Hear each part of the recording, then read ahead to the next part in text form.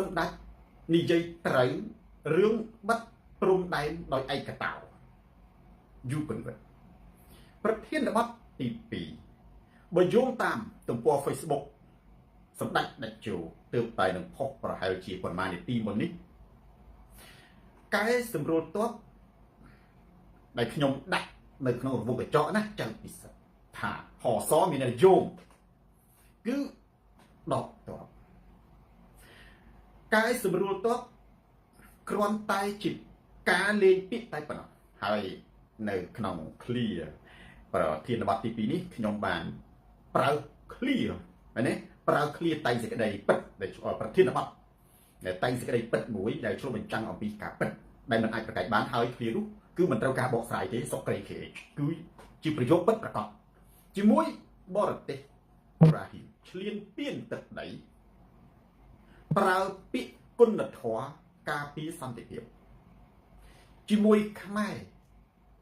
ប្រើពាក្យកំតិចងើបមួយវាយមួយការពារសន្តិភាពប្រិយមិត្ត share វីដេអូនេះទៅកាន់ប្រិយមិត្តដទៃទៀតទូរទស្សន៍សូនតារាស្រាត់ខោជន់ផ្ដាច់ការម៉ាន់គីគីផ្លាស់ប្ដូរផ្នត់គំនិតថ្ងៃនេះមានគ្រឿងក្លែង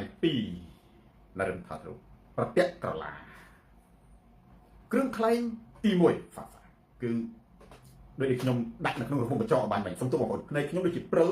មើលអក្សរមិនឃើញសុំបន្តិចប្រហែលជាខ្ញុំមានបញ្ហាអីភ្នែកបាទខ្ញុំមិនដឹងថាមានបញ្ហាអីភ្នែកព្រើបាទ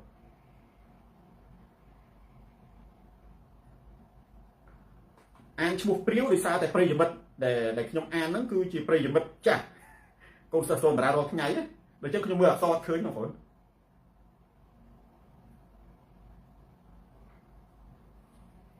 មើលអក្សរឃើញណា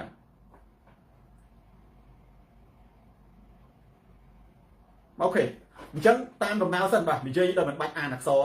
ប៉ុន្តែបើនិយាយយូរទៅអាចច្បាស់វិញណាភ្នែកអាចល្អប្រសើរវិញតោះឥឡូវយើងចូលទៅដល់គ្រឿងក្លែង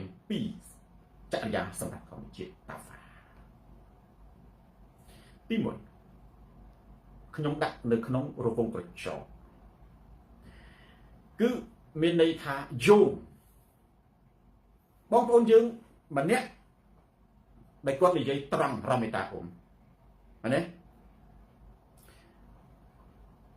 គាត់អត់បានសិក្សារៀនសូត្រមានកូនសិស្សសូនតារាត្រង់អ្នកដែលថាមានជាបណ្ឌិតក៏មានកូនសិស្សសូនតារាខ្លះគាត់រៀនថ្នាក់បណ្ឌិតថ្នាក់អនុបណ្ឌិតណាតែគាត់ប្រើប្រាស់ account คล้ายៗដើម្បីចូលតាមដានទូរទស្សន៍សូនតារាមានដាយ៉ាខានណាហើយសុទ្ធតែអ្នកត្រង់ប៉ុន្តែឥឡូវនេះខ្ញុំលើកចំណុចកូនសិស្សសូនតារាមួយរូបខ្លាយពងដែលគាត់និយាយថាលោកគ្រូអរគុណច្រើនណាខ្ញុំមិនបានរៀនសូត្រចេះដឹងខ្ពង់ខ្ពស់អីទេប៉ុន្តែឥឡូវរមេតាខ្ញុំធ្វើតាមលោកគ្រូដែរគឺដាក់នៅក្នុងរង្វង់កញ្ចក់ពេលនោះស្រាប់តែមិត្តភ័ក្តិរបស់គាត់ព្រោះធម្មតាមិត្តភ័ក្តិរបស់គាត់អត់សូវបានរៀនគាត់គ្នារបស់គាត់ដែលរាប់អានហ្នឹងគឺដូចគាត់ដែរគាត់ថាចុះហេតុអីបានជាសរសេរអត្ថបទហើយដាក់ក្នុងរង្វង់កញ្ចក់ឧទាហរណ៍ខ្ញុំដាក់ថាហសហ្នឹងគឺកំសែងខ្ញុំសរសេរវែងនៅ fresh news ខ្ញុំដាក់ FN ដាវីកឹមឧទាហរណ៍អាស៊ីសេរីខ្ញុំមកដាក់អាស៊ីសេរីខ្ញុំដាក់ FA ចឹងទៅអានេះ OFA Radio Free អាស៊ីតុកតាទៀតអានេះ VOA ខ្ញុំដាក់ VOA VOD ណាខ្ញុំដាក់ VOD ដល់ទៅពេលអញ្ចឹងគាត់បានប្រាប់មិត្តភក្តិគាត់ថាខ្ញុំកូនសិស្សសូនតារាថាបុត្រហើយការដាក់នៅក្នុងរង្វង់កញ្ចក់ហ្នឹងគឺយោងគាត់និយាយប៉ុណ្ណឹងបន្ទាប់មកខ្ញុំក៏ឆ្លើយតបទៅគាត់វិញនៅក្នុងសារប៉ុន្តែគាត់អត់សរសេរទេគាត់ផ្ញើជាសំឡេងខ្ញុំក៏ជម្រាបប្រាប់គាត់រឿងមួយលីសុកលីនវាមិនមែនត្រឹមតែជាការយោងទេនៅក្នុងការសិក្សាស្រាវជ្រាវឬក៏ចម្លងគឺគេត្រូវដាក់ប្រភពវាជាការគោរពនៅកម្មសិទ្ធិបញ្ញាអានេះសូនតារាអត់បាននិយាយជ្រៅជ្រះទៅលើគាត់ទេគ្រាន់តែខ្ញុំនិយាយថាវាបង្ហាញអំពីប្រភពថាតើដំណឹងនឹងព័ត៌មាននឹងបានមកពីណាណា អានេះនៅក្នុងការសិក្សាស្រាវជ្រាវគេសរសេរលើសពីនឹងគេសរសេរយោងគេលើសពីនឹងប៉ុន្តែយើងនៅក្នុងសារព័ត៌មានយើងអត់ចាំបាច់ទេលើកលែងតែជាទស្សនៈរបស់យើងជាទស្សនៈរបស់យើងណាយើងមិនចាំបាច់ឬក៏ជាទ្រឹស្ដីសកលយើងអត់មានចាំបាច់សរសេរថាយោងទៅចេះយោងទៅចុះយើងអត់ត្រូវការបាទនេះសរសេរជាលក្ខណៈចាំបាច់ទេអានេះគឺខ្ញុំជម្រាបប្រាប់បងប្អូនណាឥឡូវខ្ញុំនិយាយចំណុចនេះបន្តិចមុននឹងចូលទៅដល់គ្រឿងខ្លែងទី2ដើម្បីទុកឲ្យបងប្អូនយើង share វីដេអូនេះទៅកាន់ប្រិយមិត្តដទៃទៀតបងប្អូនគួរអាចរៀនយ៉ាងដូចនេះដែរបើសិនជាបងប្អូនណែសរសេរព័ត៌មានឬក៏សរសេរអីចឹងទៅបងប្អូនគួរដាក់ប្រភពឧទាហរណ៍គេនិយាយថាបងប្អូនយើងសរសេរឥឡូវដកទ័ពហើយមើលទៅដូចយើងទេវតាហ្នឹងយើងទេវតាចាំនិយាយយើងដឹងរឿងគឺថាដឹងត្រាស់ដឹងទេវតាហ្មងថាភ្នែកទឹកតិចទឹកកលេសតែអូឥឡូវយើងបញ្ជូនទ័ពទៅហើយអូឥឡូវនេះទាហានខ្មែរយើងប៉ុណ្ណេះសួរថាតើយើងបានប្រភពពីណាមកបានប្រភពពីណាមកការដាក់ប្រភពគឺសំខាន់ណាស់ណាប្រភពដែលខ្ញុំនិយាយឲ្យជ្រៅបន្តិចគឺមិនមែនប្រភពធម្មតាទេប្រភពយកជាការបានប្រភពយកជាការបានគឺអ្វីគឺទី1មន្ត្រីនិងថ្នាក់ដឹកនាំមន្ត្រីនិងថ្នាក់ដឹកនាំគឺអាចយកជាការបានដែររីតាចិនឧទាហរណ៍ដូចមន្ត្រីនៅកំពូលថាហ៊ុនសែនគាត់សរសេរគឺយកជាការបានដែរនេះភេកផ្លូវការរបស់គាត់ហ៊ុនម៉ាណែតសរសេរយកជាការបានដែរក្រសួងមន្ទីរគឺយកជាការបានទី2គឺប្រព័ន្ធផ្សព្វផ្សាយផ្លូវការដូចជាអាស៊ីសេរី Fresh News អានេះជារបស់គណៈបព្វជិជនមែនទេទោះជាប្រភពនឹងពិតឬមិនពិតគឺយើងអាចយកជាការបានចឹងនិយាយអញ្ចឹងរកមិនយុជនផ្ដាច់ការគឺសូនតារានឹងចង់បង្រៀនឲ្យបងប្អូននឹងសរសេរអត្ថបទដែលឲ្យមនុស្សមានការជឿជាក់ថាវាពិតហើយវាអាចត្រូវបើសិនជាយើងអត់ដាក់ប្រភពវាត្រូវមែនប៉ុន្តែវាអត់លក្ខណៈវិទ្យាសាស្ត្រហើយវាដូចជាទីពេលដែលព្រឹត្តិការណ៍នឹងដើរដូចដែលអ្វីយើងសរសេរយើងថាណឃើញទេមិនជឿអញថាអញ្ចឹងមែនអានេះគឺវាទៅជាលក្ខណៈអំនួតទៅវិញទេវាទៅជាលក្ខណៈមែនទេ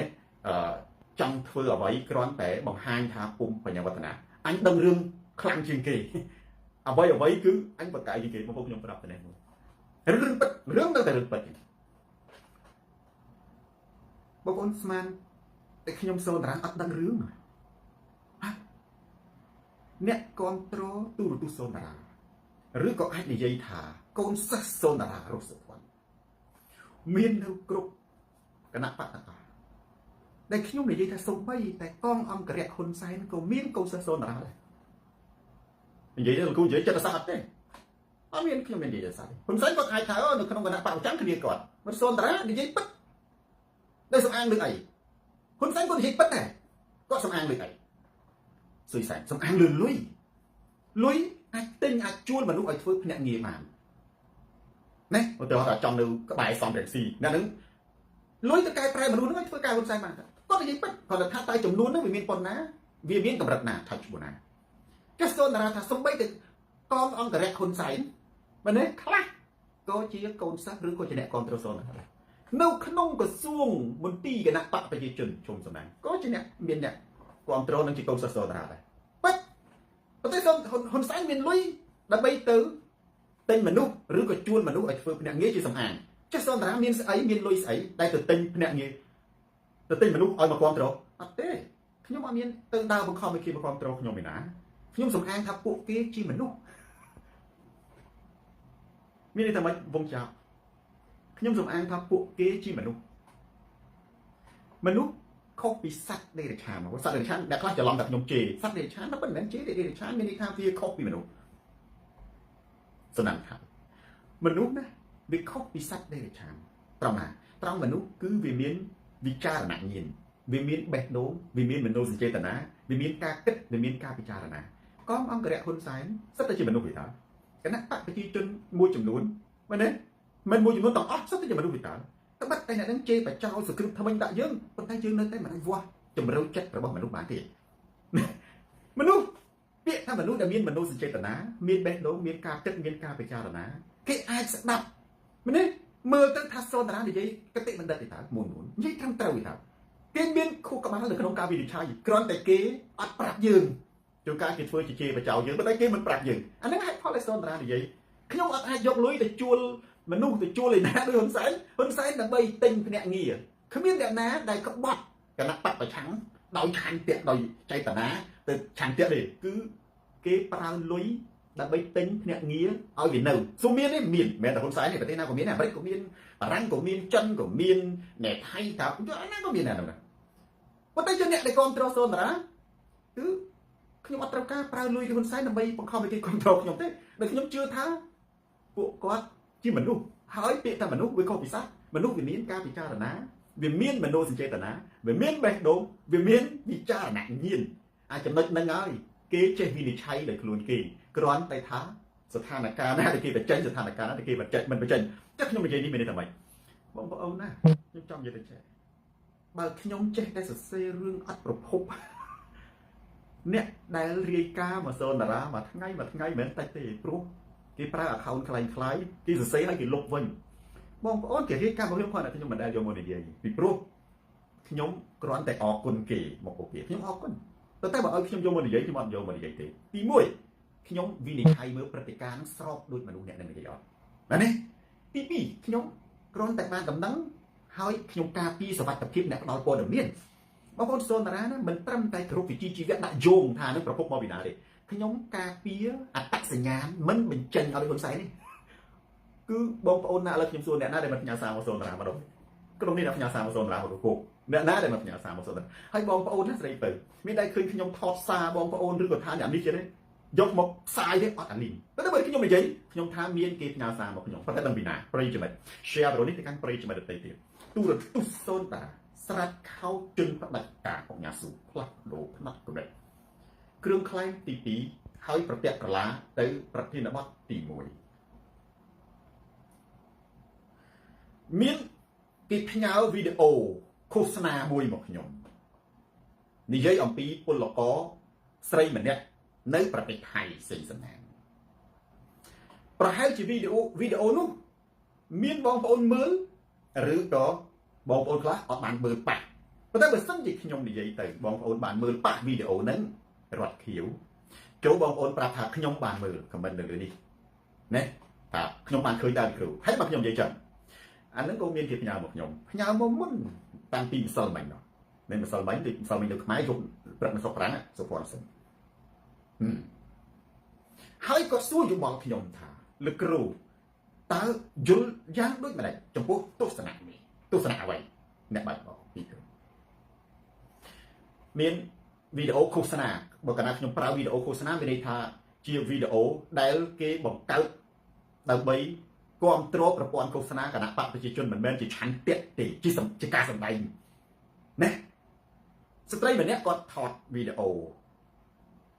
ដែលមានជនជាតិថៃសួរគាត់ថាឥឡូវបិទព្រំដែនណាតើអ្នកនឹងទៅណាពេលនោះពលករស្ត្រីពលករខ្មែរយើងស្ត្រីដែលនៅក្នុងស្រុកថៃនោះគាត់តបទៅវិញគាត់និយាយម្នាក់ឯងទេណាថាខ្ញុំជឿជាក់លើនាយករដ្ឋមន្ត្រីរបស់ខ្ញុំសូមទោសបងប្អូនខ្ញុំប្រហែលជាភ្នែកខ្ញុំមើលអត់ឃើញមែនបងប្អូនណាសូមបន្តិចនេះក៏ទៅណាបន្តិចទេបាទខ្ញុំដាក់ទឹកបន្តិច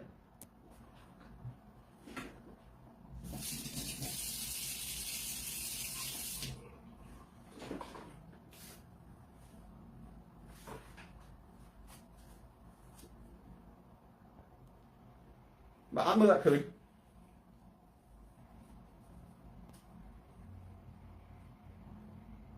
វាដូចអត់មានអីទេបាទតទៀត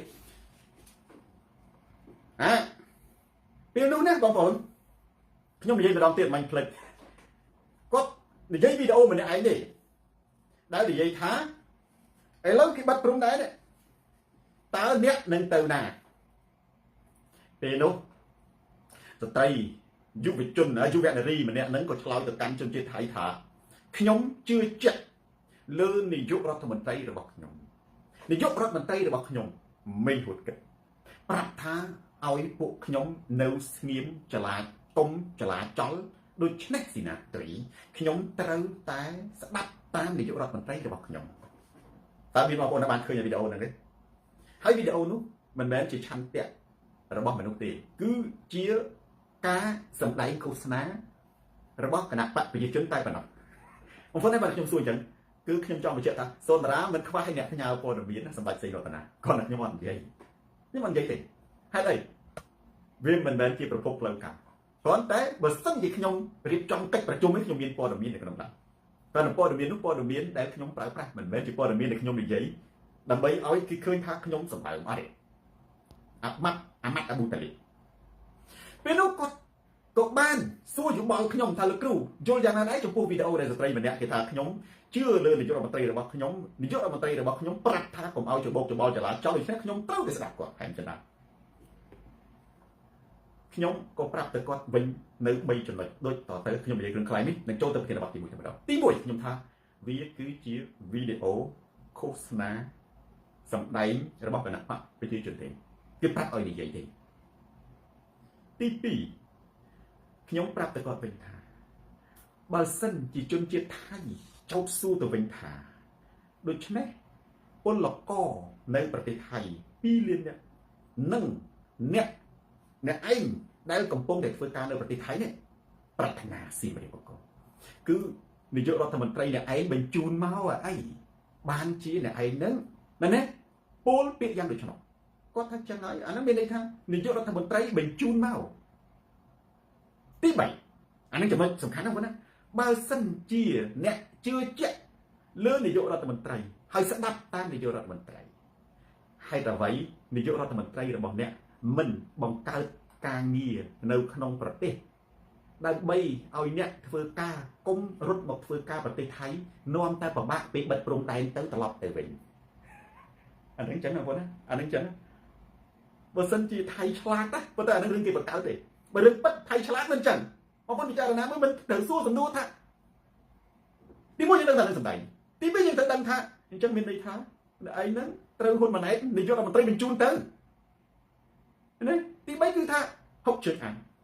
បញ្ជាក់ឲ្យឆ្លុះបញ្ចាំងឲ្យមើលឃើញថានាយករដ្ឋមន្ត្រីអ្នកឯងហ្នឹងគឺអត់ណាផេះសមត្ថភាពណា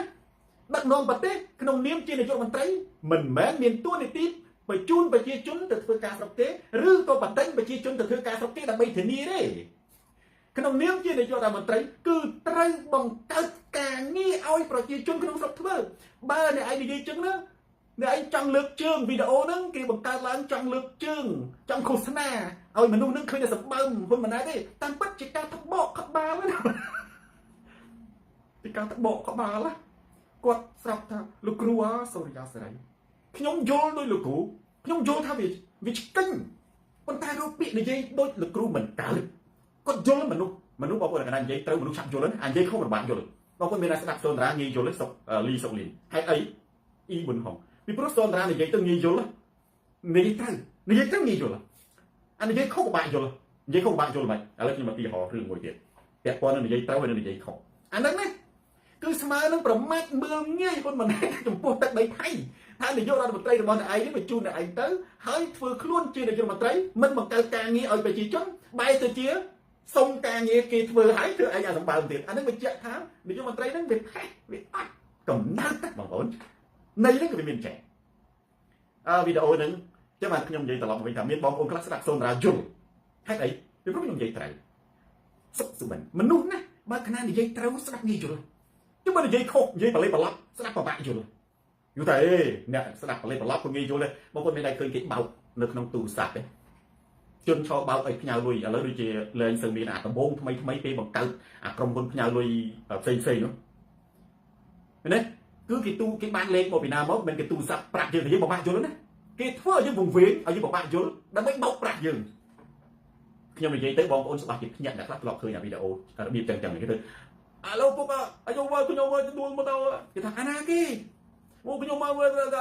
ពុកឯហ្នឹងអញឈ្មោះស្អីមែនទេអត់ខ្ញុំខ្ញុំឥឡូវនេះគឺប៉ាផ្ញើលុយឬផ្ញើលុយច្បាស់ថាផ្ញើប្រហែល$200មានអមកលេខនេះលេខទៅពូលេខទូរស័ព្ទខ្ញុំបោកអានោះមនុស្សដំបងអាចមានអ្នកចាញ់បោកមែនបងប្អូនអត់តែតំណនេះថោគូផ្ញើលុយទៅស្រាប់ផ្ញើទៅបាត់លេខនេះបិទចោលបាត់ចុះលេខមួយទិញមានលេខខ្លះទិញលេខជុះទិញ1 2ទិញលេខ$2មែនទេបោកបានមនុស្ស5នាក់ម្នាក់បាន200 2 5ដង10អស់បាន1000កាច់លេខចោលបាច់ខលរមមិនឃើញសម្ដេចសុផាតបងប្អូនមានដែលឃើញវីដេអូចឹងទេអាហ្នឹងណាថានេះ មិនថាទៅកុកស៊ីមនុស្សបើកណានិយាយមិនច្បាស់យើងពិបាកយល់បើសិនជាយើងព្យាយាមយល់យើងយល់ប៉ុន្តែបើយើងភ័យយើងចាញ់បោកចូលមកកូនអញមកយកដួលខ្លួនថ្នាក់ចរាចរណ៍វិបត្តិធៀបអើខ្ញុំនិយាយអកកូនបាក់ធៀបមកខ្ញុំញ៉ៅលុយ200ណាលឺបាន200ច្បាស់អើអីកូនដល់ទៅពេលអ្នកខ្លះចាំគេលេងសើចដែរគេយកអាហ្នឹងមកថតកប្លុកកប៉ៃលេងពេញ Facebook គេសួរអញឈ្មោះអីដល់ទៅពេលខឹងធម្មតាយូរឆ្លោះគ្នាបណ្ដោយអះហែងមើលម្ដាយមិនឲ្យលុយអញអត់អញមិនបោកប្រាស់ហែងនិយាយច្បាស់បណ្ដោយអាហ្នឹងណាបងប្អូនដែលខ្ញុំចង់បញ្ជាក់ប្រាប់ប្រិយមិត្តថាហេតុអីបានជាមនុស្សនឹងស្ដាប់សូនតារាហ្នឹងភ្លុកទឹកភ្លុកដីទូទាំងពិភពលោកទូទាំងប្រទេសហើយងាយយល់ដោយសារតែខ្ញុំនិយាយត្រូវចុះហេតុអីបានជាមនុស្សស្ដាប់កណាស់ប្រជាជនពិបាកយល់ដោយសារនិយាយខុសប្រិយមិត្ត share វីដេអូនេះទៅកាន់ប្រិយមិត្តដទៃទៀត Camera and Gel ទូរទស្សន៍សូនតារាស្រាត់ខោជន់ផ្ដាច់ការផ្លាស់ប្ដូរផ្នត់គំនិតខ្ញុំនិយាយនឹងបាត់ពីមានបងប្អូនខ្លះប៉ះធ្លាប់ឃើញអញ្ចឹងណាហើយខ្ញុំប្រាប់ណាបើជឿជាក់លើនាយករដ្ឋមន្ត្រីរបស់ស្ដាប់ទៅគឺថាកំ pl ែងមកណាខ្ញុំជឿជាក់លើនាយករដ្ឋមន្ត្រីរបស់ខ្ញុំពីព្រោះដោយសារតែនាយករដ្ឋមន្ត្រីរបស់ខ្ញុំក៏អាចលេងពាក្យសចេះខ្ញុំជឿជាក់លើនាយករដ្ឋមន្ត្រីរបស់ខ្ញុំដោយសារតែនាយករដ្ឋមន្ត្រីរបស់ខ្ញុំនឹងហើយដឹកនាំប្រទេសកម្ពុជាទើបធ្វើឲ្យខ្ញុំអត់ការងារធ្វើនៅក្នុងប្រទេសកម្ពុជាខ្ញុំបានមកធ្វើការនៅប្រទេសថៃហើយពេលបាត់ព្រំដែនដល់ទៅពេលបាត់ព្រំដែននេះខ្ញុំនៅតែជឿពីព្រោះអីខ្ញុំជឿថាបើខ្ញុំត្រឡប់ទៅស្រុកខ្មែរវិញគង់តែខ្ញុំមកវិញទេអូអាហ្នឹងត្រូវមកណាបើឆ្លើយចេះត្រូវគេសួរថាអេឥឡូវគេបាត់ព្រំដែនណាតើអ្នកឯងប្រុងទៅណាឆ្លើយថាខ្ញុំជឿលើនាយករដ្ឋមន្ត្រីរបស់ខ្ញុំគាត់ប្រាប់ថាកុំឲ្យខ្ញុំច្បោកច្បល់ដូច្នេះខ្ញុំត្រូវតែស្ដាប់តាមឆ្លើយយកត្រូវទេឆ្លើយពីសូនតារាមិនត្រូវខ្ញុំថាខ្ញុំជឿលើនាយករដ្ឋមន្ត្រីរបស់ខ្ញុំមិនអាចត្រឡប់ទៅប្រទេសកម្ពុជាវិញបានទេពីព្រោះពេលដែលខ្ញុំត្រឡប់ទៅប្រទេសកម្ពុជាវិញនាយករដ្ឋមន្ត្រីរបស់ខ្ញុំអត់មានសមត្ថភាពបង្កើតការងារឲ្យពលរដ្ឋទេគង់តែខ្ញុំត្រឡប់មកវិញដដែលហ្នឹងអញ្ចឹងខ្ញុំគ្មានទៅឯណាទេខ្ញុំនៅចាំធ្វើការនៅហ្នឹងបើខ្ញុំទៅក៏អត់មានការងារធ្វើដែរដូច្នេះខ្ញុំនៅថៃនិយាយពិតអានេះនិយាយត្រង់ណាហ្នឹងនិយាយការពិតមកបងប្អូនឥឡូវបើមិនជឿតែសូនតារានិយាយមិនត្រឹមត្រូវឥឡូវបើមិនឆ្លើយសូនតារាចឹងត្រូវប៉ុន្តែបងប្អូនសាក់ណែបើកព្រំដែនវិញព្រំដែនក៏មិនផ្លែទេបើកព្រំដែនវិញណាហើយសាក់នាំមានត្រឡប់ទៅស្រុកខ្មែរមើលបើមកការងារធ្វើជឿចុះថាបើខ្ញុំត្រឡប់ទៅស្រុកខ្មែរគ្មានការងារឲ្យខ្ញុំធ្វើទេអញ្ចឹងគង់តែខ្ញុំត្រឡប់មកថៃវិញដដែលខ្ញុំនៅថៃហ្នឹងអត់មានទៅឯណាទេតែបើមិនឲ្យខ្ញុំចេញអត់ទៅប្រិយមិត្ត share វីដេអូនេះទៅកាន់ប្រិយមិត្តដទៃទៀតខាត់ណាស់ទូរទស្សន៍សូនតារាស្រាត់ខោជន់ផ្ដាច់ការផ្លាស់ប្ដូរផ្នត់គំនិតនេះប្រតិកលាជាមួយនឹងប្រធានបទទី1ប៉ុន្តែខ្ញុំនិយាយរឿងបាញ់មិញវាជាគ្រឿងក្លែងប៉ុន្តែខ្ញុំនិយាយប្រធានបទទី1ណាថាសម្ដេចនិយាយត្រូវ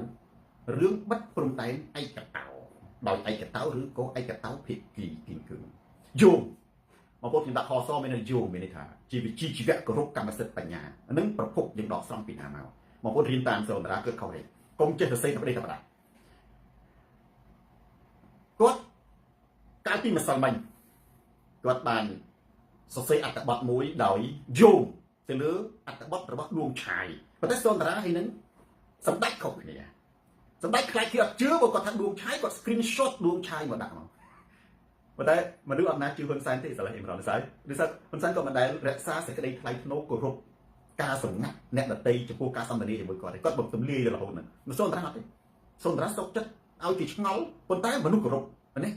នឹងជឿជាក់លើ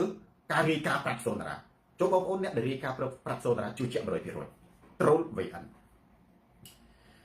បងប្អូនទៅមើលអត្ថបទហ្នឹងគាត់ដោយយោងអត្ថបទរបស់ដួងឆាយហើយគាត់ឆ្លៀតផ្ញើសារនយោបាយថាកុំឲ្យបញ្ឆេះពង្រីក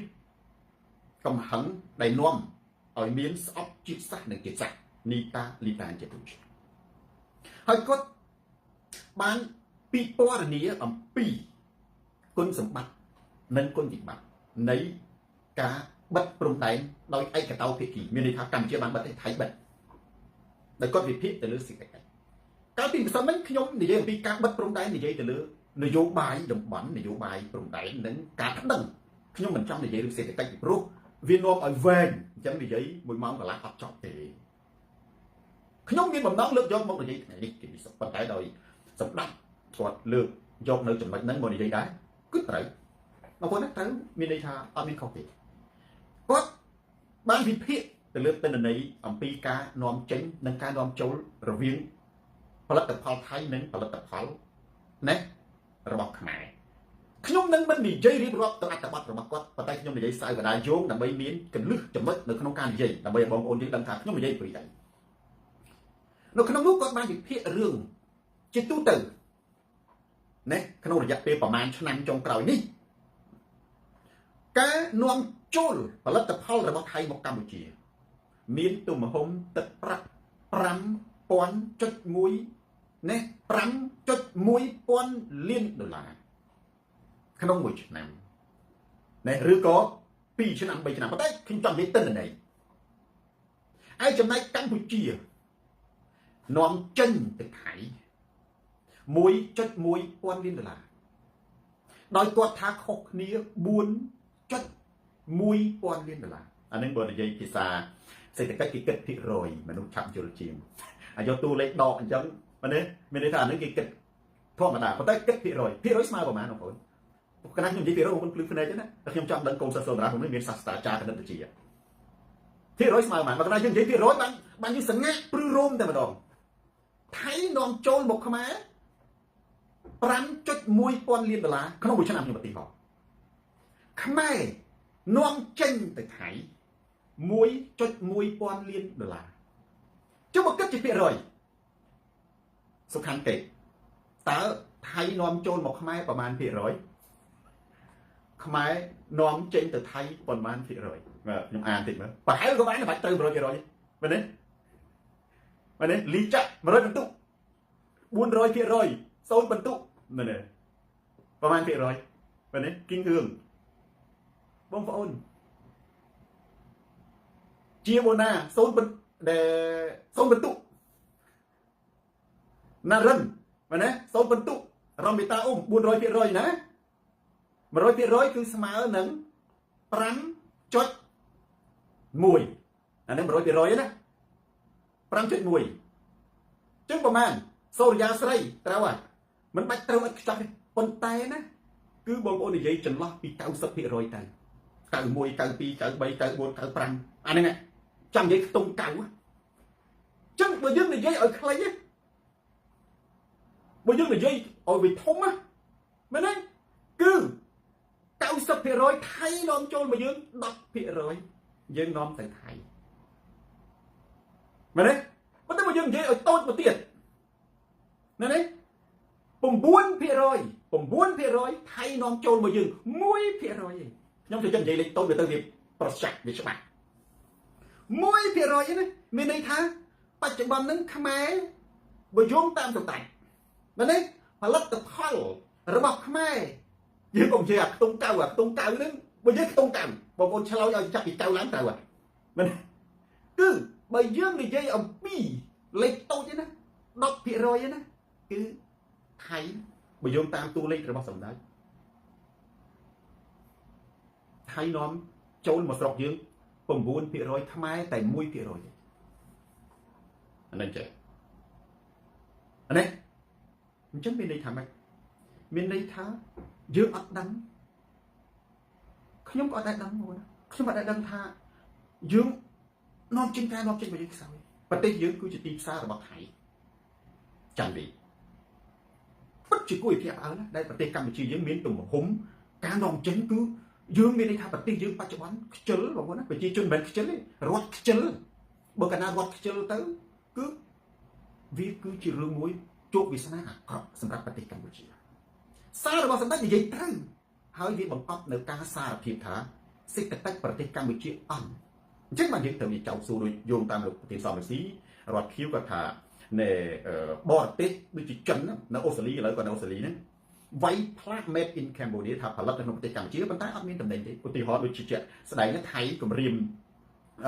បិទផ្ដាច់អគិសនីចុះខ្មែរយើងទៅកែអគិសនីទៅមិនលក់បន្ទះអគិសនីអអាមេរិកសូមរានិយាយយើងត្រង់ថ្លឹងមនុស្សខ្លះអត់ដឹងស្ងាត់មាត់ថឹងខ្ញុំថាបើសិនជាហ៊ុនសែនគាត់ហ៊ុនម៉ាណែតគាត់ថាគាត់កម្ពុជាមិនលក់កូតាទៅឲ្យបរទេសទេហើយយើងចោទជាសំណួរវិញហើយចុះផ្ទាំងសូឡាបន្ទះអគិសនីហ្នឹងនាំទៅអាមេរិកហ្នឹងដាក់កម្ពុជាដែលអាមេរិកដាក់ទណ្ឌកម្មហ្នឹងហើយបើសិនជាកម្ពុជាថៅកែអគិសនីហើយដូចបានយើងអត់មានអគិសនីប្រើនៅព្រំដែនថៃប្រើរបស់ថៃនៅព្រំដែនយួនប្រើរបស់យួននៅព្រំដែនឡាវប្រើរបស់ឡាវអានៅក្នុងប្រទេសដាច់ភ្លើង1ម៉ោងម្ដងអង្គុយហូបបាយពងអង្គុយមើលទូរទស្សន៍ពងជក់បាត់អង្គុយកាន់ទូរស័ព្ទភ្លឺរៀងខ្លួនបោះឯងប្រផាត់ប្រភីងអ្នកដែលផ្ទះមានដង្ហើមនឹងទលាយបានផ្ទះខ្លះអត់ត្រូវមានដង្ហើមផងមានម៉ាស៊ីនត្រជាក់អាហ្នឹងវាអត់សូវឲ្យដាច់មកបោម៉ាស៊ីនត្រជាក់វាអត់ទៅរត់ទៅណាទេផ្ទះខ្លះអាដង្ហើមគោអត់សូវមានអាតែម៉ាស៊ីនត្រជាក់អត់ទៅមាននឹងដាច់បាត់ ចឹងត្រូវទីមួយគឺសច្ចភាពបញ្ជាក់ឲ្យឃើញថាណែប្រទេសកម្ពុជាសេដ្ឋកិច្ចយើងអន់មែនទេហើយបើសិនជាអ្នកផ្សេងនិយាយណាអាចមិនពិតប៉ុន្តែបើហ៊ុនសែនគាត់សេលើទំព័រ Facebook របស់គាត់ជាផ្លូវការពិតណែមហាអតិទេពបណ្ឌិតបុកទេត្រូវមួយទៀតសូដាវីគឺការបិទព្រំដែនមិនមែនខាតខ្មែរទេគឺលំចុងថៃខ្មែរអាចរស់ដោយអត់ផលិតផលថៃបានដោយគ្រាន់តែបដូរទិសដៅទៅប្រទេសវៀតណាមនិងប្រទេសដទៃទៀតដូចម៉ាឡេស៊ីផលិតផលក៏ប្រជែងជាមួយថៃដែរបើសិនជាមានសង្គ្រាមពាណិជ្ជកម្មអ្នកដែលដួលយើងនិយាយចឹងណាសេដ្ឋកិច្ចខាតរាប់ពាន់លានដុល្លារគឺជាថៃមិនមែនជាខ្មែរទេត្រូវសម្រាប់និយាយត្រូវការពិតគឺចឹងដែរព្រោះស្រីទៅខ្មែរយើងអត់មានអីជាដុំកំពូលឡើយណែអញ្ចឹងបើថៃចង់បិទទៀតទៅជំហរនេះណាគឺខ្ញុំគ្រប់គ្រងថាកុំចុះញោមកុំអង្វរហើយកុំតិចច្រឡំដេញពលករខ្មែរ2លាននាក់ឲ្យត្រឡប់ទៅវិញណានេះហ៊ុនម៉ាណែតកំពុង20មកវាមិនដឹងឲ្យធ្វើការស្អីទេមែនទេមានមិនដឹងឲ្យមានលុយណាឲ្យព្រោះអត់មានការងារផងប៉ុន្តែថៃណាបើអត់ពលករខ្មែរធ្វើវិស័យទេសចរដួលខ្ញុំប្រាប់ទៅអានេះសម្បត្តិមិនបាននិយាយតែសូមបាននិយាយថៃហ្នឹងត្រូវបងប្អូនតិចច្រឡំថាបើសិនជាថៃដេញខ្មែរ2លាននាក់មកប្រទេសថៃវិស័យទេសចរដួលហេតុអីនៅក្នុងសន្តាគារអ្នកបោកជូតអ្នករត់តុកអ្នករៀបបន្ទប់តើថៃធ្វើទេមានថៃធ្វើតិចតួចណាស់ភាគច្រើនខ្មែរភូមិមានឡាវទេចុះថាបដិញខ្មែរមកនៅភូមិមានឡាវដេញទៅមែនទេមានន័យថាបើបាត់ហើយតម្រាំតែយកភូមិឡាវចូលដីមិនបានតម្រាំតែរកមនុស្សចំនួនណាបងប្អូនដឹងថាការងារនៅក្នុងភោជនីយដ្ឋានការងារនៅក្នុងសន្តាគារការងារនៅក្នុង restaurant ការងារសំណង់ជាពិសេសគ្រាន់តែសំណង់ថៃណាអាគារស្ពានរបស់ថៃណាបើថាខ្មែរ2លានអ្នកត្រឡប់ទៅវិញណាសំណង់ថៃខ្មៅទាំងអស់សំណង់អាគារខ្មៅទាំងអស់អាគារអត់មនុស្សសាងសង់គម្រោងដែលត្រូវធ្វើមួយឆ្នាំធ្វើឡើង3ឆ្នាំពីព្រោះអ្នកឯងទៅរកឡាវទៅរកភូមិណាមកធ្វើគ្រប់កុំលេងចឹងបានតែខ្ញុំមែនទេសារដែលសម្ដេចសរសេរហ្នឹងគឺបញ្ជាក់អំពីការដាក់ទឿនថៃកុំធ្វើអីជោពេចំណុចនេះណាជួយត្រូវចុងក្រោយវាឆ្លុះបញ្ចាំងខ្ញុំនិយាយឆ្លុះបញ្ចាំងអានេះខ្ញុំនិយាយទៅអ្វីដែលសម្ដេចនិយាយថាកម្ពុជាអត់មានត្រូវការដង្ហើមថៃប្រហែលដងទេហើយខ្មែរយើងដែលទៅព្យាបាលនៅប្រទេសថៃក៏បង់លុយទៅឲ្យរដ្ឋាភិបាលនៅមន្ទីរពេទ្យច្រើនដែរដូចឪពុកខ្ញុំក៏ត្រូវគាត់ចាស់កាត់នៅប្រទេសថៃដែរឪពុករបស់ខ្ញុំគាត់ចាស់កាត់នៅប្រទេសថៃក្រោយពីវះកាត់តាមបាន2ដងត្រូវនៅគេចាប់ជាចំណាត់ខ្មាំងហើយគាត់បច្ចុប្បន្នគាត់កំពុងតែមានជំងឺនៅក្នុងគុកដែលគាត់ចាប់ដោយណា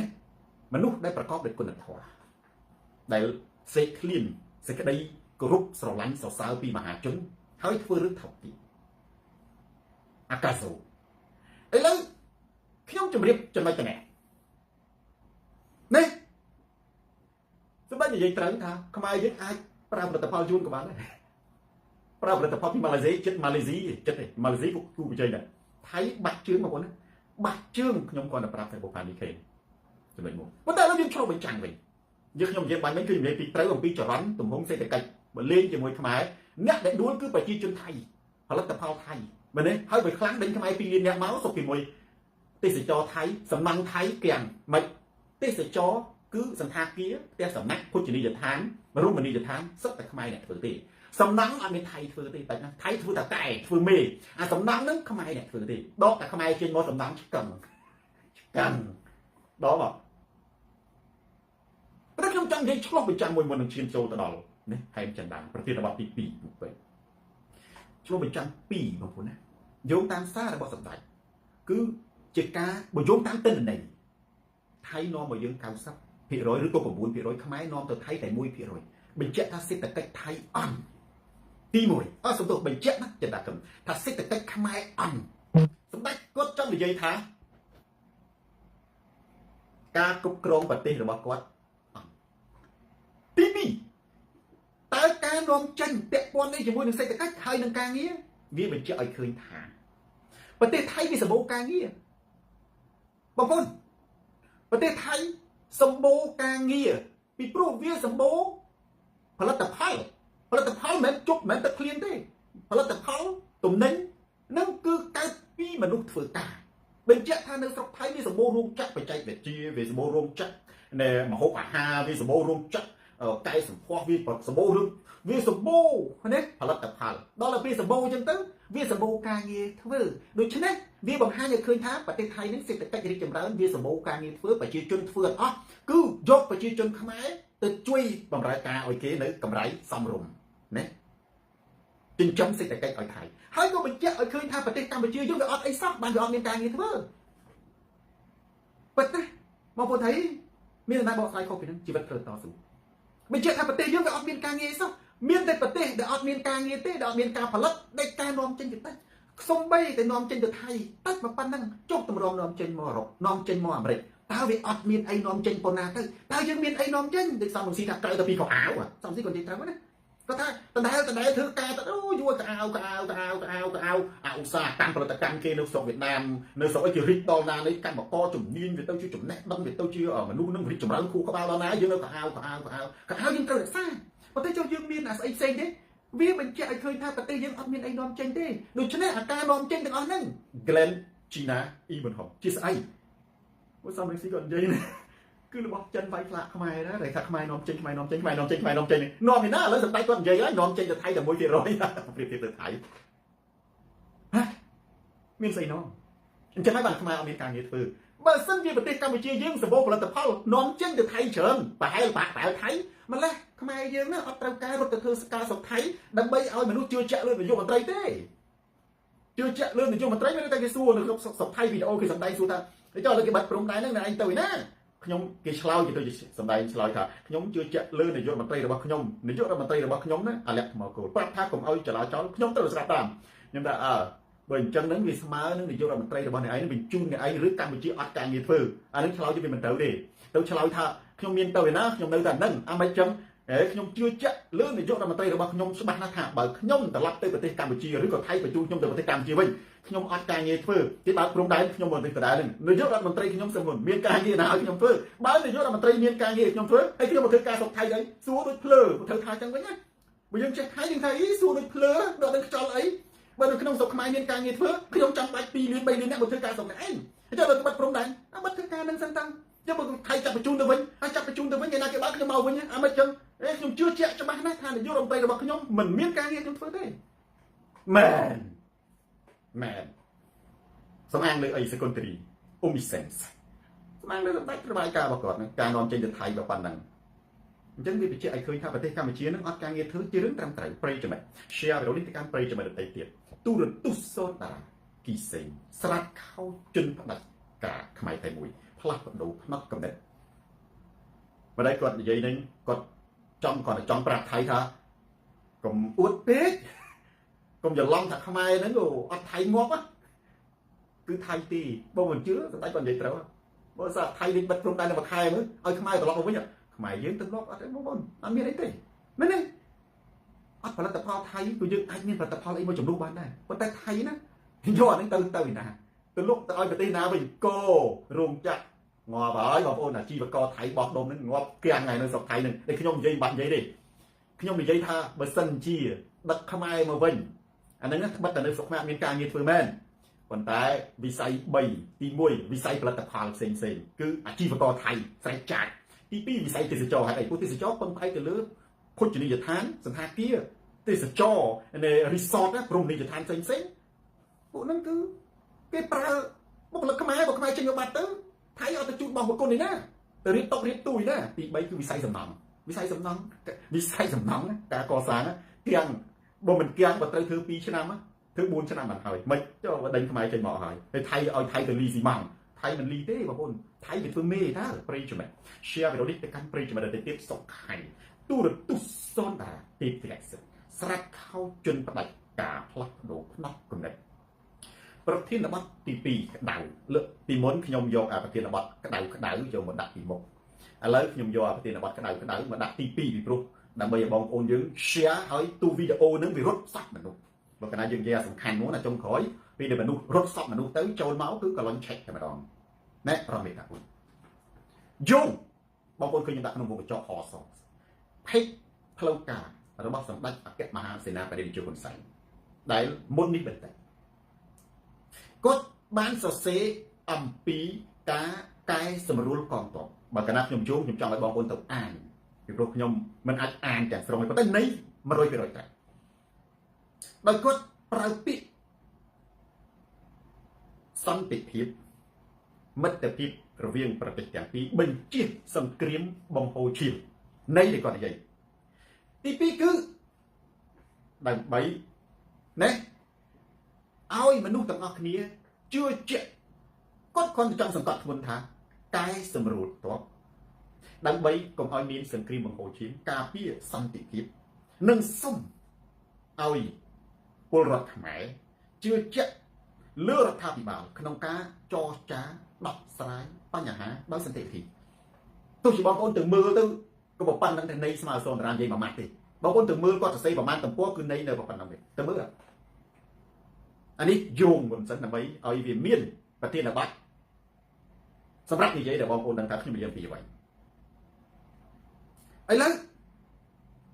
ប្រធានបទរបស់ខ្ញុំដាក់មានពេលខ្លះវាច្បាស់មិនត្រូវការបកស្រាយប៉ុន្តែខ្ញុំនឹងលើកយកជ្រុងនីមួយៗមកនិយាយអំពីគុណសម្បត្តិនិងគុណវិបត្តិបងប្អូនពាក្យថាកែសម្រួលទ័ពគឺដកទ័ពហ្នឹងហើយដកទ័ពហ្នឹងបងប្អូននឹងខ្មែរក្រហមយកមនុស្សទៅសម្លាប់គេប្រើពាក្យអីគេទេណាផ្លោកជាស្ដាគេប្រើពាក្យយកទៅរៀនសូត្រគឺយកទៅសម្លាប់ហ្នឹងបងប្អូនពួកកុម្មុយនីសគឺគេពូកែប្រើពាក្យណាស់មិនមែនមានន័យថាយើងទាំងអស់គ្នាសុទ្ធតែអាចមានប្រាជ្ញាយល់ខាងណានៅការប្រើពាក្យរបស់គេបានទេប៉ុន្តែយើងយល់តាមក្រោយពេលដែលមានលទ្ធផលឧទាហរណ៍ថាដូចជាពួកប៉ុលពតគេប្រើពាក្យរៀនសូត្រណាយើងយល់ក្រោយពេលដែលមនុស្សយកទៅបាត់ខ្លួនយកទៅបាត់ខ្លួនឬឃើញចាក់ស្ដីភ្នែកយកទៅវាយចោលទេបានយើងយល់តាមក្រោយហ៎អញ្ចឹងពាក្យថាកែសម្រួលទ័ពគឺដកទ័ពហ្នឹងហើយគ្រាន់តែជាការលេងពាក្យនិងការប្រើពាក្យឲ្យពីរោះតែប៉ុណ្ណោះហេតុអ្វីពីព្រោះទី1កាលពីម្សិលមិញសម្ដេច2ថ្ងៃជាប់គ្នាមិនម្សិលមិញគឺគាត់បង្ហោះដោយយោងតាមសេចក្តីថ្លែងការណ៍របស់ក្រសួងការពារជាតិផងដោយយោងតាមទស្សនៈរបស់គាត់ផង2-3ថ្ងៃជាប់គ្នាគាត់បានថ្លែងថាខ្មែរនឹងចាប់ប្រទេសកម្ពុជាមិនដកទ័ពចេញពីទឹកដីរបស់ខ្លួនឯងជាដាច់ខាតម្សិលមិញអ្នកនាំពាក្យប្រជាពលរដ្ឋសម្ដេចនិយាយថាមិនដកទ័ពចេញពីទឹកដីរបស់ខ្លួនឯងជាដាច់ខាតថ្ងៃនេះសម្ដេចនិយាយថាកែសម្រួលទ័ពមានន័យថាដកទ័ពចេញពីទឹកដីខ្លួនឯងខ្ញុំធ្លាប់សរសេរអត្ថបទមួយថាគាំទ្រការមិនដកទ័ពបងប្អូនណាខ្ញុំនិយាយសង្កត់ធ្ងន់ទៅត្រង់នេះខ្ញុំចង់ឲ្យបងប្អូននឹកទៅដល់រូបមន្តរបស់សូនតារាកាលណាបើខ្ញុំនិយាយអញ្ចឹងបងប្អូនឃើញថាហ៊ុនសែនតែងតែដើរលើបាត់ដៃរបស់សូនតារាឥឡូវខ្ញុំថាប៉ុណ្ណេះតើចូលទៅក្នុងរូបមន្តអីរូបមន្តមានច្រើនណាស់វាមានប៉ិតคล้ายៗគឺដូចប៉ិតមែនទេអួតមានន័យថាអត់ឧទាហរណ៍ថាអួតសន្តិភាពមានន័យថាអត់សន្តិភាពឬក្រសន្តិភាពអីចឹងទៅប៉ិតហ្នឹងបងណាគាត់មិនអាចទៅលុប Facebook គាត់បានទេបងប្អូនអាចទៅ scroll មើល page គាត់បន្តទៅបើយើងនិយាយសុភាសិតគេនិយាយថាម្សិលមិញបាត់ចម្រៀងសិនសមុទ្រណាមែនទេម្សិលមិញនរណាខ្ញុំដាក់បងថ្ងៃនេះយួនល្អអីគេបាត់សមុទ្រណាយកមិញនរណាខ្ញុំដាក់បងឲ្យស្រស់នោះឡងបងឃើញញញឹមអញ្ចឹងណាក្រោមណែដឹកដៃគ្នាដើរក្រោមភ្លៀងរលឹមដួងចិត្តអីតែបែរណាថាមិនបែកគ្នាថ្ងៃនេះមិនដេចអូនស្រពោនពាក់ត្រាម្សិលមិញញញឹមថ្ងៃនេះស្រពោនពាក់ត្រាអានេះបាត់សិនសមុទ្រថ្ងៃនេះមិនដេចអូនស្រពោនពាក់ត្រាណាម្សិលមិញនរណាញញឹមដាក់បងថ្ងៃនេះនួនល្អងស្រពោនពាក់ត្រាម្សិលមិញសម្ដេចនិយាយថាកម្ពុជាមិនដកទ័ពចេញពីទឹកដីកម្ពុជាថ្ងៃនេះសម្ដេចថាកែសម្រួលកងទ័ពនៅលើទឹកដីកម្ពុជាគឺដកទ័ពចេញពីទឹកដីកម្ពុជាអានឹងគឺមានន័យថាម៉េចរូបមន្តសូនតារាហ៊ុនបូកនឹងសែនស្មើនឹងកម្រាមបូកនឹងបោកអ្វីដែលហ៊ុនសែនយើងឃើញគឺជារបស់ខ្លាំងរូបមន្តតែត្រូវជានិច្ចមានតែកម្រាមហើយនឹងបោកហើយកម្រាមហើយបោកកម្រាមណែ ចុះឥឡូវចំណុចទី1ខ្ញុំចង់និយាយចំណុចទី2គេថាមិនត្រឹមតែព័ត៌មានថៃពីពិភពខាងថៃវិញដែលឃើញបងប្អូនយើងចែកចាយមិនត្រឹមតែដកទ័ពទេលុបលេងដ្ឋានកងទ័ពប៉ុន្តែខ្ញុំជឿថាលុបលេងដ្ឋាននឹងអាចមិនមែនជាព័ត៌មានពិតទេណាលុបលេងដ្ឋានអាចជាមិនមែនជាព័ត៌មានពិតទេពីព្រោះវាមិនអាចថៃមកឈរមើលយើងលុបលើទឹកដីរបស់យើងទេបើថៃមកឈរមើលយើងលុបនៅលើទឹកដីរបស់យើងបញ្ជាក់ថាថៃឈ្លានពានរួចជាស្រេចក្នុងអំឡុងពេលដែលហ៊ុនសែននិយាយថាមិនដកទ័ពទេពុំវាមកមើលមិនឃើញបើវាមកមើលមិនឃើញសួរកៃលរិទ្ធមានន័យថាយុទ្ធសាស្ត្រកងទ័ពគេមិនដែលដឹងទេគេគ្មាននរណាដែលគេទៅលុកលេងដ្ឋានដើម្បីឲ្យឯងបាញ់ក្បាលទៅជឿអីថាលុកលេងដ្ឋានអស់ងាប់ហើយស្អែកឡើងគេដាក់មកពិបាករករឿងអានឹងខ្ញុំអត់ជឿប៉ុន្តែកែសម្រួលកងទ័ពមិនមែនខ្ញុំជឿទេណាសម្ដេចនិយាយហើយមិនជឿខុសគឺដកទ័ពម្សិលមិញនរណាញញឹមដាក់បងថ្ងៃនេះស្អីគេហ្នឹងយកមិញនរណាញញឹមដាក់បងឲ្យស្រស់នួនឡងបងឃើញញញឹមកាន់ដៃគ្នាដើរក្រោមភ្លៀងរលឹមណាហើយថាមិនបែកគ្នាថ្ងៃនេះមិនដេចអូនស្រពូនភក្ត្រាណាថ្ងៃនេះនរណាញញឹមដាក់បងបើស្រស់នួនឡងលែងញញឹមហើយអានឹងគឺម្សិលមិញសម្ដេចថាអត់ដកទ័ពចេញពីទឹកដីខ្លួនឯងថ្ងៃនេះសម្ដេចថាកែសម្រួលកងទ័ព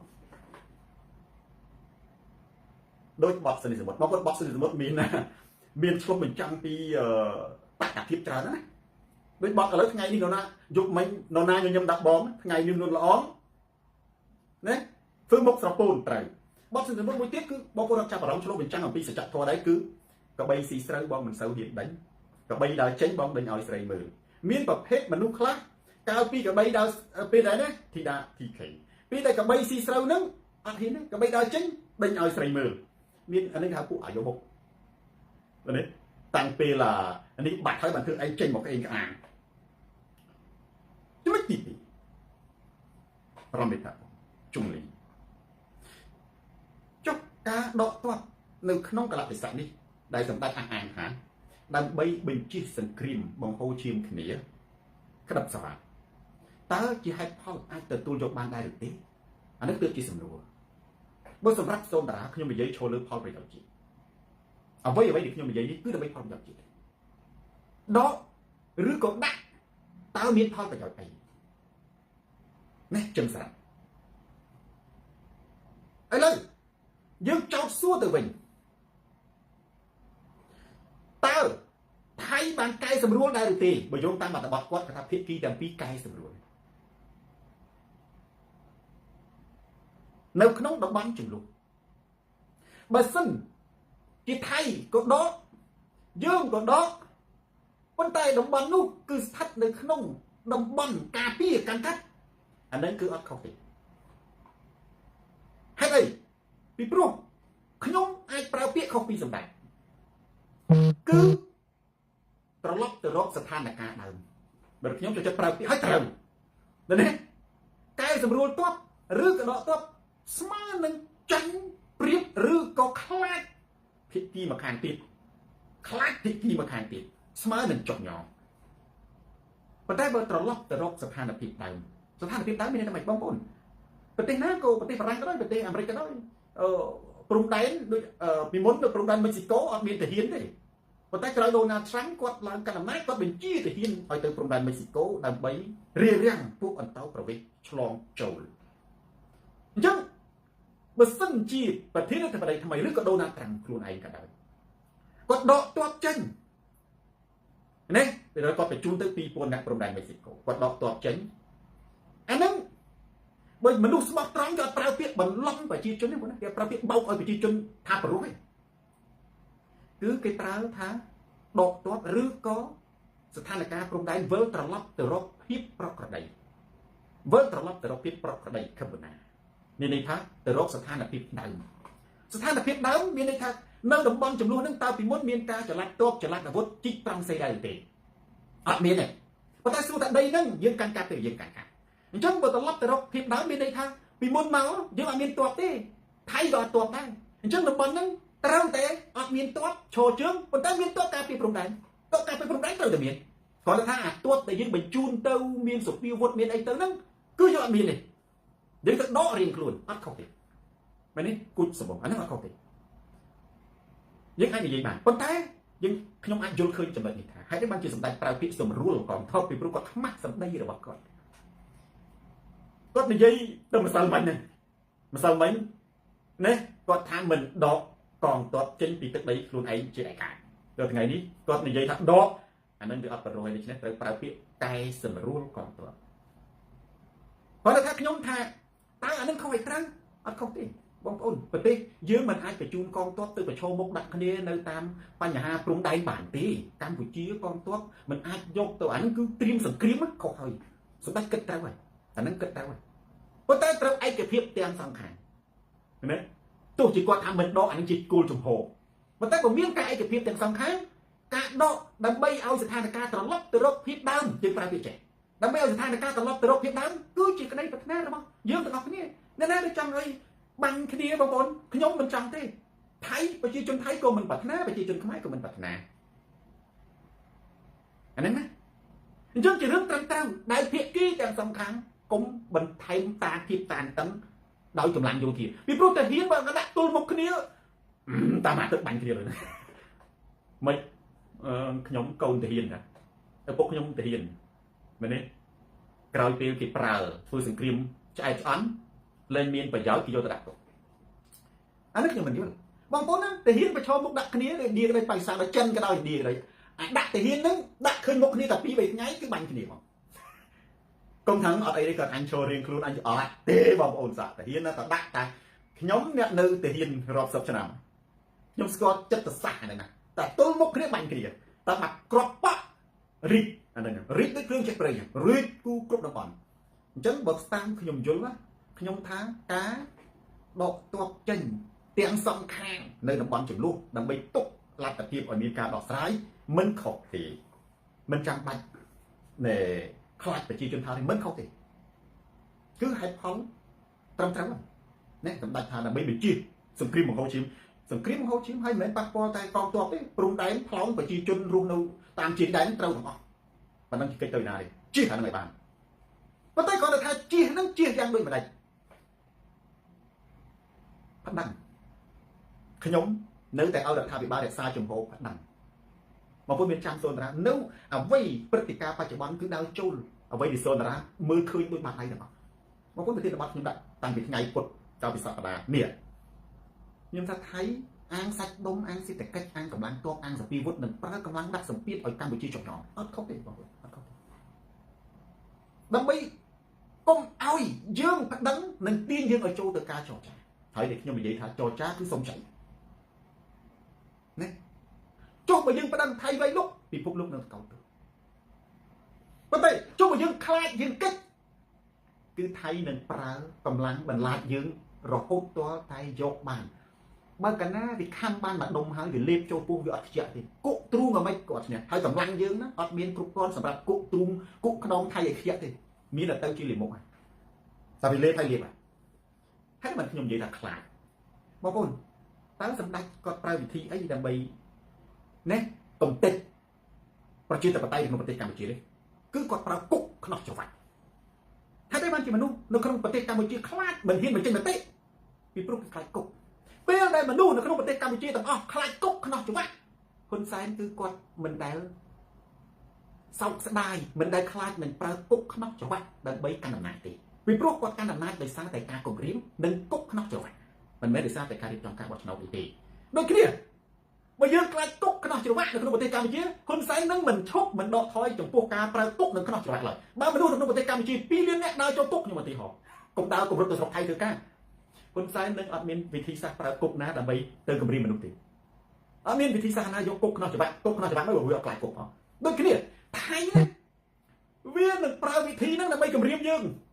គឺប្រើកម្លាំងទ័ពដាក់សម្ពាធសង្កត់បង្ខំឲ្យយើងចរចាចុះញ៉ោមដូច្នេះធ្វើជាប្រទេសមួយគ្មាននរណាត្រូវការសង្គ្រាមទេបងប្អូនត្រូវចាំប៉ុន្តែមិនមែនរហូតដល់តែឲ្យគេជន់ក្បាលណាគ្រាន់តែចង់បានសន្តិភាពទេបងប្អូនណាគ្រាន់តែចង់បានពាក្យថាសន្តិភាពមួយម៉ាត់សុខចិត្តអាស័តជូនខ្លាទើបនៅស្រុកបានណា បងប្អូនមានទស្សនៈខ្លះខ្មែរយើងគេនិយាយយើងផ្ទុយចាអានេះអក្សរសិល្ប៍ទស្សនៈវិទ្យាអ្នកប្រាជ្ញខ្មែរណាសេរីរដ្ឋគេនិយាយយើងផ្ទុយឲ្យយើងមានកំណត់ប្រឆាំងណាឧទាហរណ៍ណាត្រីមកកត្រកស្អុយមួយស្អុយទាំងអស់អានឹងគេចង់និយាយថាឯងកុំមក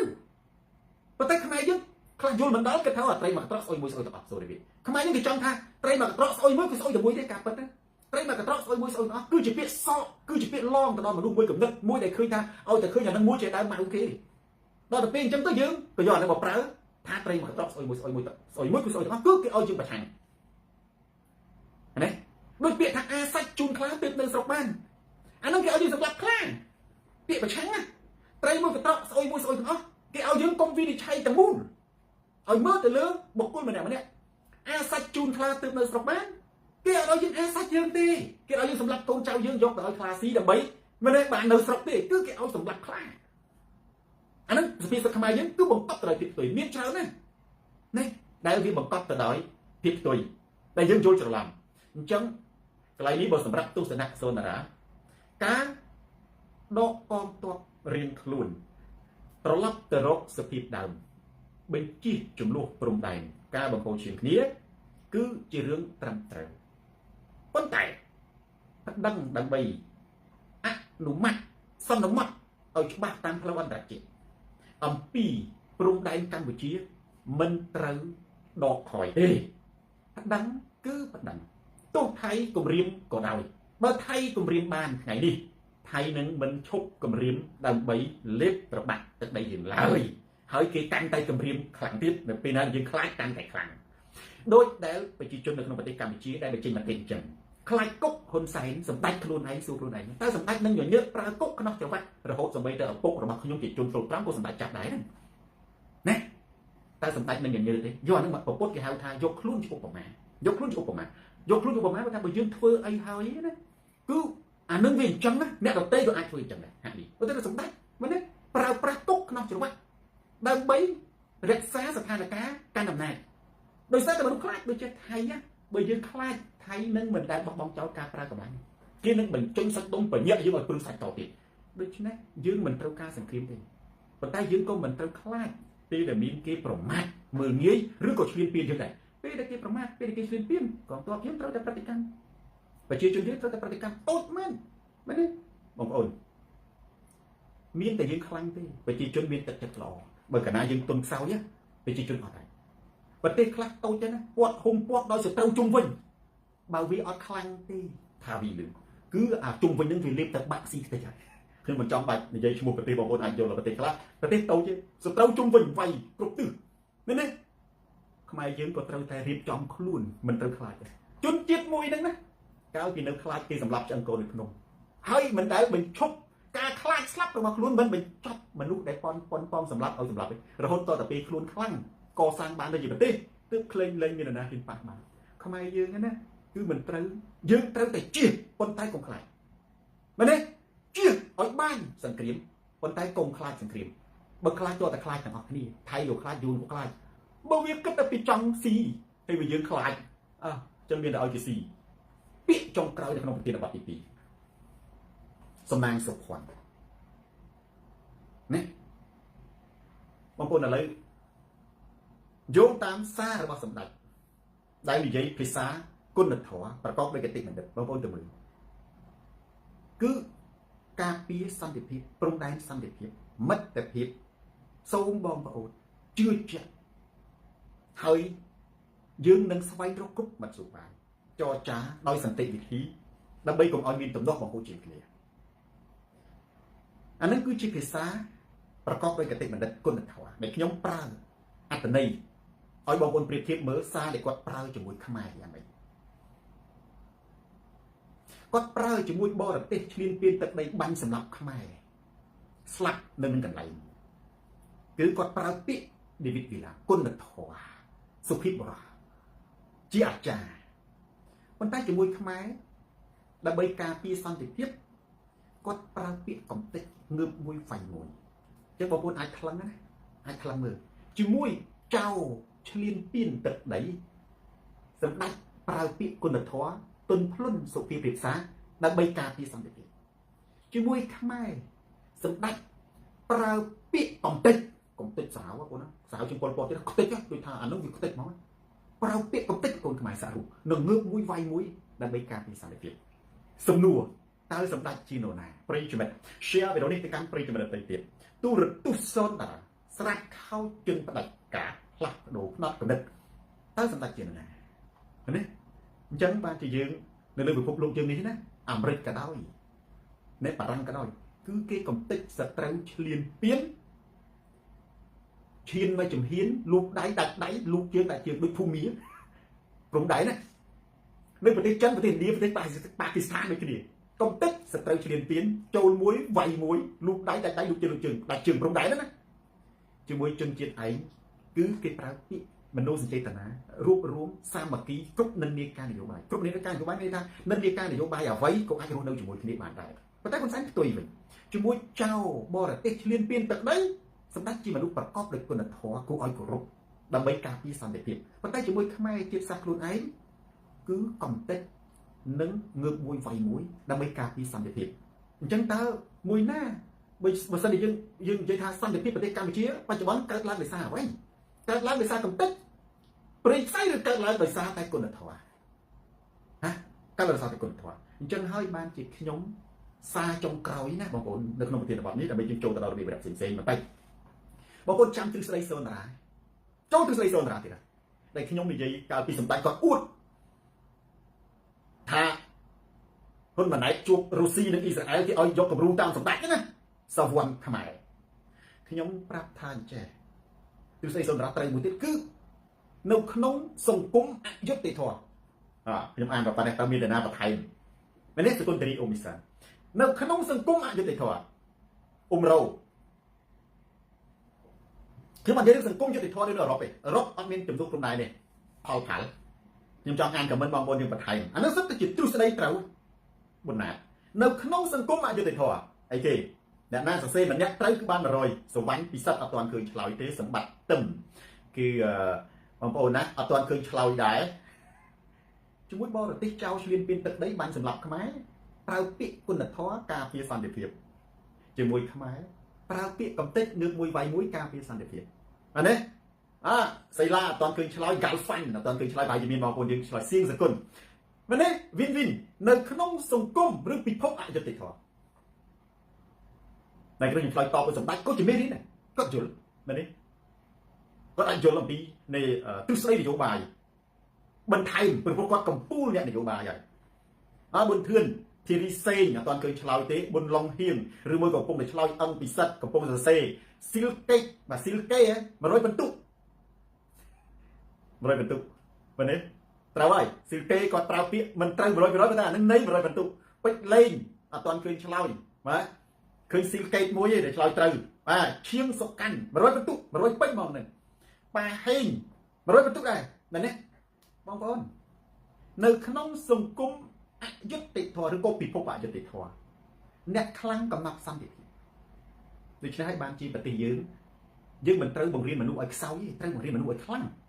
ឲ្យស្រឡាញ់មោទនភាពទឹកដីអានឹងបានវាមានបានយើងកំណត់សន្តិភាពបានបើដូចនៅអឺរ៉ុបប្រទេសអត់មានព្រំដែនយុត្តិធម៌អានឹងច្បាប់កំណត់សន្តិភាពចំពិសេសណានៅក្នុងតំបន់អាស៊ានឬក៏ពិភពអយុត្តិធម៌អ្នកខ្លាំងកំណត់សន្តិភាព